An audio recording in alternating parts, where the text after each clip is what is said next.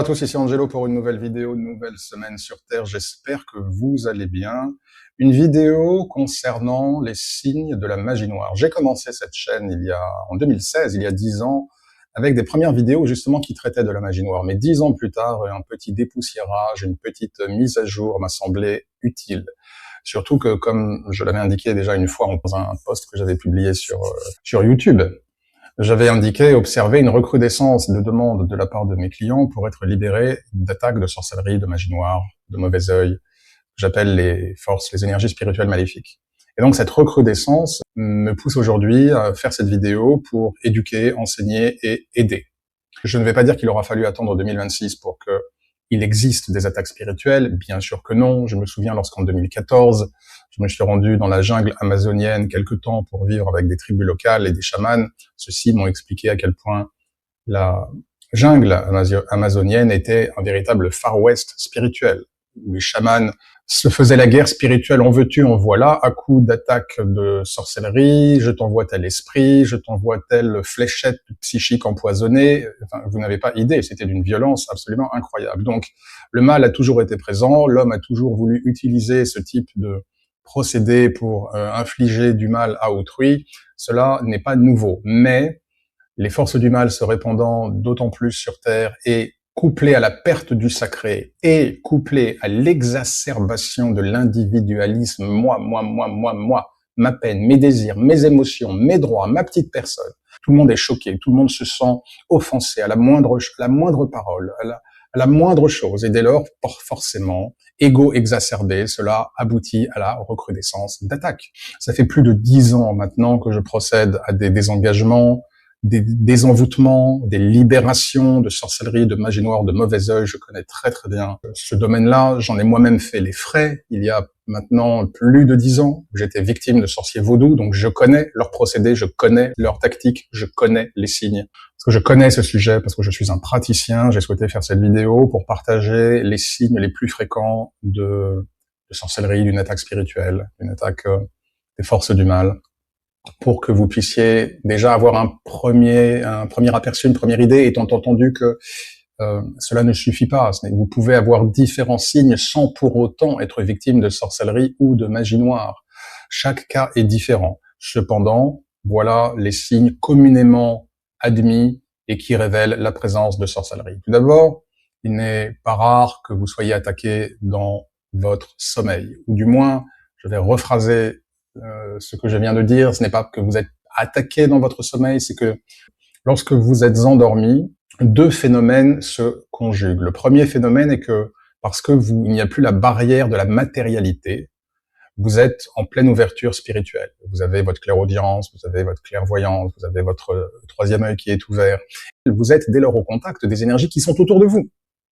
Donc s'il s'agit d'énergies maléfiques, eh bien, par définition, vous allez les voir, vous allez les sentir. Et c'est ce qui explique que les personnes qui sont victimes de sortilèges, donc par définition, vous allez voir ces attaques, vous allez les voir, là où vous allez les sentir lorsque vous êtes éveillé. Et donc, s'il s'agit d'énergie maléfique, vous allez les voir. Et dès lors, ces forces du mal vont prendre différentes formes pour faire connaître leur existence et pour justement vous effrayer, puisqu'elles se nourrissent de vos peurs, elles se nourrissent de vos énergies. C'est ce qui va vous faire très souvent avoir des cauchemars. Vous êtes poursuivi, harcelé, torturé par des monstres, par des démons, par des entités horribles, ou par des animaux sauvages. Serpents, loups, tigres, lions, requins, crocodiles, alligators. Par exemple, un rêve où vous êtes dans un marécage avec un alligator qui vous dévore ou qui vous tire vers le fond. Ou alors vous êtes quelque part avec un immense boa constrictor qui tourne autour de vous et qui vous étouffe. Ou vous êtes poursuivi par des loups aux yeux rouges rubis. Ce genre de rêves, de cauchemars, sont extrêmement fréquents puisque c'est la manière que les forces du mal utilisent pour se manifester à vous. Le deuxième point est que justement ces forces du mal prennent un malin plaisir à faire connaître leur existence lorsque vous êtes endormi. C'est-à-dire qu'elles savent très bien que durant la vie éveillée, vous n'avez pas forcément conscience de leur présence, mais elles vont se faire une joie mauvaise, à vous faire voir qu'elles sont présentes et à vous effrayer. Et ce que je m'en vais dire maintenant, je vaut pour tous les signes que je vais dire. Avoir juste ce type de cauchemar ne veut pas forcément dire que vous êtes victime de sorcellerie, que les choses soient claires. Donc pour tous les signes que je vais indiquer, ces signes individuellement pris ne sont pas nécessairement des garanties que vous êtes victime de sorcellerie. Ça peut être un indice, une indication, mais il faut qu'il y ait plusieurs signes cumulés et qui durent sur une certaine durée. Et en tout état de cause, il faut faire une vérification. Maintenant, il est des personnes qui peuvent, même en étant éveillées, voir, même si c'est de manière très subreptice, les forces du mal. Une ombre que l'on perçoit du coin de l'œil. Le sentiment d'être observé. Pourquoi pas un son que l'on entend. Pourquoi pas une odeur pestilentielle. Ce genre de choses, d'accord? C'est également possible. Un autre signe d'une attaque de sorcellerie et de magie noire, c'est une extrême fatigue. Vous n'avez plus en gros, vous n'avez plus de jus. Vous êtes extrêmement fatigué et aucune sieste ni aucun sommeil ne semble vous redonner la moindre énergie. Vous pouvez même passer des heures et des heures à dormir. Vous êtes toujours au bout du rouleau. Et vous le sentez. Vous sentez que votre énergie ne vous appartient plus. Vous sentez comme une fuite. En réalité, c'est exactement ce qui se passe. C'est un drainage, une fuite énergétique. Et cette fatigue qui est physique peut ensuite se transformer en une fatigue, en un drainage psychologique, mental, qui est de nature à générer du burn-out. Mais je reste sur le physique d'abord. Les attaques de sorcellerie et de magie noire, par définition, vont imprégner vos énergies pour les affaiblir. Je ne parle même pas des cas d'attachement spirituel où vous vous retrouvez avec de véritables sangsues collés à vos énergies, qui vous pompent vos énergies comme une sangsue pompe le sang.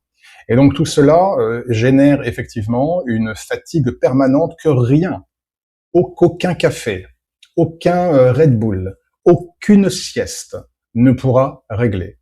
Bien évidemment, cette fatigue peut devenir dangereuse car elle peut générer un manque d'attention au travail, surtout si vous êtes dans une activité professionnelle à risque, qui manipulez des outils, par exemple. Ou cette fatigue peut générer un manque d'attention lors de la conduite, qui peut être génératrice de négligence et donc d'accidents. Ce drainage physique, comme je l'ai dit, peut se transformer aisément en drainage mental. Et c'est là où les personnes victimes de sorcellerie et de magie noire se retrouvent très, très souvent irascibles, colériques, avec des sautes d'humeur qu'elles-mêmes ne peuvent pas expliquer, mouvements de colère, ou alors soudainement envie de pleurer, sans savoir pourquoi. Ascenseur émotionnel pour un oui, pour un non. Tous les heurtent, tous les contrarient. Elles-mêmes ne se reconnaissent pas, mais voient bien que leurs réactions ne sont pas normales. Là encore, si vous voulez, quand vous êtes empoisonné par les forces du mal, celles-ci à la fois vous tirent votre énergie, vous aspirent votre énergie et vous injectent du poison. Et ce poison qu'elles injectent dans votre aura et dans vos centres énergétiques est ce qui crée également la fatigue, le drainage physique, mais également le burn-out psychologique et les réactions yo-yo émotionnelles, réactions irascibles, colère, pleurs, etc. Comprenez bien que ces forces du mal veulent que vous soyez misérables dans votre corps, dans votre cœur et dans votre esprit, et elles feront tout pour atteindre leurs objectifs. Les forces du mal, les esprits mauvais, adorent également créer des problèmes avec l'électronique, tout ce qui est électronique, électrique. Et dès lors, les voitures sont une cible privilégiée pour les forces du mal. Dès lors, de ce fait, les accidents peuvent être plus que probables, car ces forces du mal vont tenter en gros de détruire votre véhicule. Si ce n'est pas par la fatigue, générant une négligence et un manque d'attention, ce sera en attaquant directement les composantes de votre voiture pour favoriser un accident. Ou alors, créer des situations de route où finalement vous ne voyez pas un danger arriver, ou bref, que tous les paramètres soient bien en place pour être sûr que vous ayez un accident. Je parlais d'appareils électriques, appareils électroniques, ce genre de choses. Donc bien évidemment, lorsque vous êtes victime de sorcellerie, de magie noire, vu que tout votre environnement, votre aura et vos énergies sont saturées d'énergie maléfique, il n'est pas rare que vous ayez que ces propres énergies que vous diffusez, du coup, qui sont autour de vous, qui sont en permanence avec vous, impactent électroniquement d'autres appareils, ordinateurs, téléphones, ampoules, radio, télévision, autoradio, voilà, je cherchais le terme, autoradio. Il n'est pas rare que ces forces du mal, évidemment, parce que vous dégagez du coup des énergies maléfiques d'un point de vue, et que l'énergie et l'énergie génèrent des perturbations électriques ou électromagnétiques avec les appareils que vous pourriez utiliser. Donc vous allez avoir une succession d'appareils qui tombent en panne, la machine à laver, le lave-vaisselle, la télévision, votre ordinateur, que sais-je. Les animaux sont une cible des forces du mal dans la mesure où les animaux de compagnie nous aiment tellement qu'ils prennent les énergies du mal sur leurs épaules pour nous aider. Ils sont tellement, je pense aux chiens en particulier, qui sont vraiment la représentation pure de l'amour inconditionnel, que les chiens vont prendre toutes ces énergies du mal pour vous sauver. Il n'est pas rare que vos animaux de compagnie commencent à devenir gravement malades, car ils sont, alors soit parce qu'ils sont attaqués directement, soit parce que, comme je le disais, ils vivent avec vous et que du coup, malheureusement, ils pâtissent des énergies dont vous-même vous êtes victime, et que dans leur démarche de vous aider et de manifester leur amour pour vous, ils prennent sur eux ces énergies du mal, ce qui finit par les rendre malades et même pour certains à les tuer.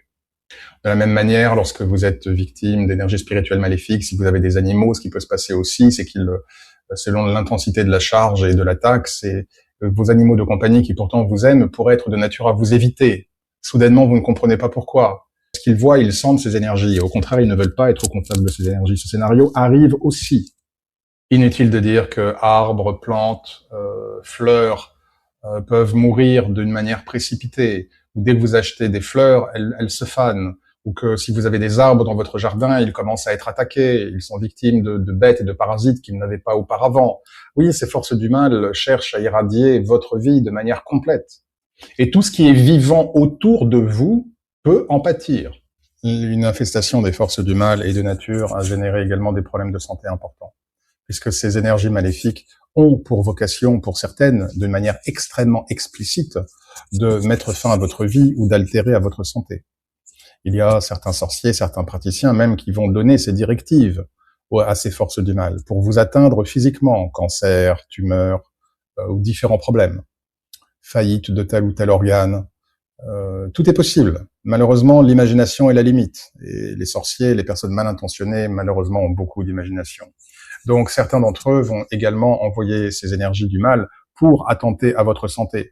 Et donc, lorsque vous êtes victime de ces énergies de sorcellerie et de magie noire, vous commencez à perdre du poids, ou vous commencez à développer tel ou tel problème de santé que vous n'aviez pas, et parfois c'est un après l'autre, et ça ne s'arrête pas. Et en parlant de ça ne s'arrête pas, j'en viens tout de suite au signe suivant, qui est une malchance persistante. C'est-à-dire que quoi que vous fassiez, rien ne marche, tout vous semble bloqué d'un coup, ou alors vous recevez des mauvaises nouvelles les unes après les autres.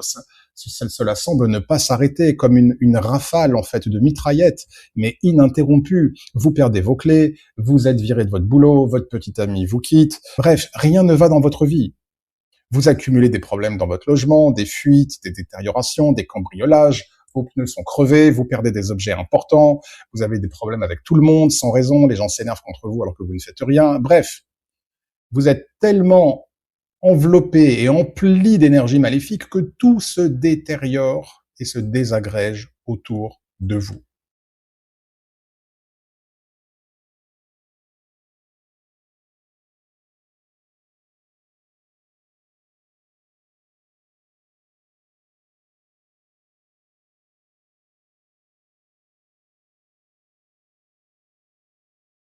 Alors une fois ces signes étant posés, que faire? Encore faut-il cumuler quand même plusieurs de ces signes, et ce sur une période assez conséquente. Parce que vous allez sortir de votre travail ou de chez vous le matin et voir que vos pneus sont crevés, ne pensez pas tout de suite « Ah, ça y est, je suis victime de magie noire ». Non, il en faut plus que cela. D'ailleurs, c'est là où je pointe un risque et un danger, c'est que j'ai souvent des gens qui viennent me voir en me disant « Angelo, je suis victime de sorcellerie et de magie noire », et qui en sont vraiment convaincus. Et il s'avère qu'ils ne sont pas du tout victimes de sorcellerie et de magie noire. Et je sers Dieu, donc je suis honnête, je me dois d'être honnête envers mes clients, je n'invente jamais de la sorcellerie ou de la magie noire pour vendre un rituel derrière. S'il y en a, évidemment, je l'indique, s'il y en a pas, je l'indique aussi. Et très souvent, il est arrivé que des gens viennent à moi en me disant je sais que je suis victime de sorcellerie et de magie noire, et qui ne l'étaient pas. Le danger est que les gens peuvent s'auto-ensorceler, et peuvent générer finalement énergétiquement toutes les conditions d'un ensorcellement, puisque la pensée est créatrice. Donc c'est pourquoi il faut être très vigilant. Si vous avez une suspicion d'être potentiellement victime de sorcellerie ou de magie noire, ne restez pas comme ça, vérifiez. Car peut-être que vous avez raison, peut-être que vous êtes victime de sorcellerie, mais peut-être pas. Et si vous ne l'êtes pas, il faut arrêter d'y penser immédiatement pour éviter justement que vous vous auto-ensorceliez. Alors, si vous avez le moindre doute, le mieux à faire, bien évidemment, vous-même vous avez des capacités spirituelles, regardez pour vous-même. Si vous connaissez quelqu'un de confiance qui pourrait regarder ça pour vous, adressez-vous à lui. Généralement, il est plus pratique pour ce genre de choses s'adresser à une personne extérieure qui du coup n'a pas un attachement émotionnel à la situation et qui du coup sera beaucoup plus objectif que vous. Donc la première chose à faire quand on a un doute, c'est de s'adresser à un professionnel pour qu'il examine vos énergies scrupuleusement pour vous dire soit oui, vous avez effectivement des énergies spirituelles maléfiques autour de vous, vous êtes victime, soit non, ce n'est pas le cas. Si vous n'êtes pas victime de sorcellerie ou de magie noire, arrêtez d'y penser pour éviter de vous auto-ensorceler. Si vous êtes persuadé ou s'il y a confirmation que vous êtes bien victime de sorcellerie ou de magie noire, là encore, vous avez différentes possibilités. Vous pouvez tenter de vous en dégager vous-même, ou vous pouvez requérir un prêtre exorciste, éventuellement, de vous bénir et de vous libérer, ou sinon vous faites appel à un spiritualiste privé. Voilà. Et là encore, il faut bien le choisir, pour être sûr que vous ne tombez pas sur un charlatan, mais que vous tombez sur quelqu'un voilà, qui est connu pour en tout cas faire ce genre de travail, et dont l'efficacité n'est pas à remettre en question, et dont l'éthique surtout n'est pas à remettre en question. Mais ne restez pas en tout cas, ne restez pas comme cela. Voilà, chers amis, je reste là pour cette vidéo. Je pense avoir couvert les symptômes les plus fréquents que j'ai pu observer depuis maintenant plus de 10 ans que je procède à des engagements et des envoûtements. N'hésitez pas à partager cette vidéo, elle pourra servir. Il est important que les gens soient sensibles un petit peu aux stratégies et aux attaques des forces du mal, sur comment ces attaques spirituelles, de magie noire, de sorcellerie, de mauvais œil se manifestent pour pouvoir justement les déceler et s'en libérer. Je vous souhaite une très très bonne journée, prenez soin de vous, de ceux qui vous aiment et que vous aimez, et en attendant la prochaine vidéo, que Dieu vous bénisse.